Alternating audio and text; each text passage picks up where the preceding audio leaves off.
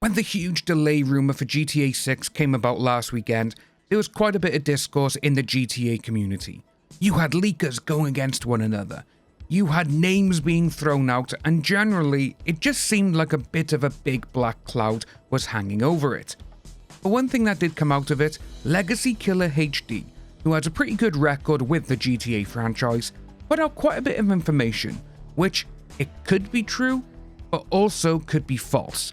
As there is some pretty awesome things he talks about though, which if these do turn out to be false, this sucks. Let's start out with the main story of GTA 6, which we've gotten hints to from a lot of different sources over the years, but HD says that the main story is shorter than Red Dead 2, which can take you well over 100 hours if you want 100% completion, but if you breeze through it, it can take anywhere from 40 to 60 hours. So we may see a more streamlined story like we currently have for GTA 5, which can take a normal player around the 30-hour mark to complete. In the tweet as well, HD says that the map is massive with a lot of countryside and towns, which if you follow the GTA 6 map project, it does look to be huge, so I will say that this is more than likely correct. Imagine going from one town to another, doing jobs, robbing shops.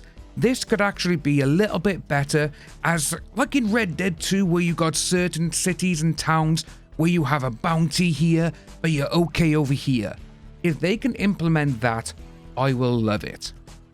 We also got some information about how the story may play out, and that is criminals trying to figure things out.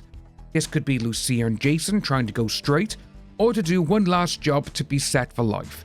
At this moment in time, no, we can only guess, and we have heard that Lucia has a child and that she leaves the child because she gets busted from a bank job, but again, no, like I said guys, huge grain of salt. Lucia is also the central character to GTA 6 as Michael was to GTA 5, which we all kind of guessed this was going to be the case. Jason and Lucia as well, they also have separate intro missions. If they are anything like Franklin's intro mission, we could be in for something fun. But we've also heard rumours that one of the opening missions is a bank robbery. So take that with a grain of salt. Again, going with the story that we've previously heard, the bank robbery could be how Lucia goes to jail. There's so many things going on, we are just going to have to wait and see. Next HD talks about is the main story missions, and that they will still have all the usual insanity that we've come to love from the GTA franchise. But it's this next part that gets me very, very excited.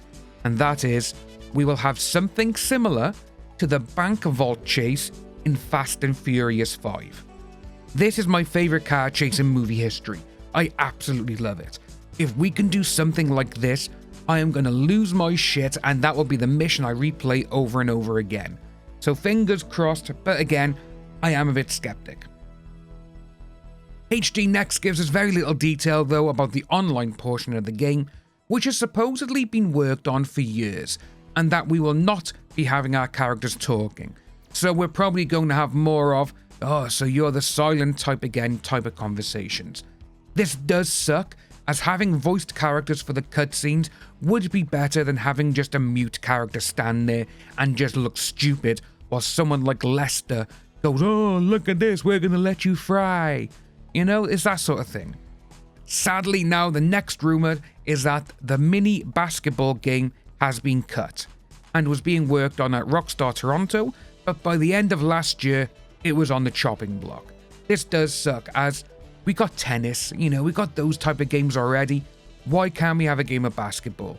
Even if it's just 3 throws, you know, we can see what happens. HD does finish with saying that there is a lot more of Red Dead 2 type gameplay in this game than people will expect. But, to be honest, I actually thought we would be getting Red Dead 2 type of gameplay mechanics, as that is just the next evolution in this game style. But, you know, we'll have to wait and see. The one thing though that I do hope we bring in is that we won't be having all of our weapons on us like we currently do, but we'll have some sort of bag or the car for them. A bit like how the horses carries and stores your weapons in Red Dead 2. Overall, the leaks do seem to have some sort of credibility to them, but that's because we've heard things in the past. But again, take these with a lot of salt. But guys, I want to ask you a question. What if the majority of the story leaks that we've heard are true? Would you be happy with that, or would you be upset that you've known them before the game's released?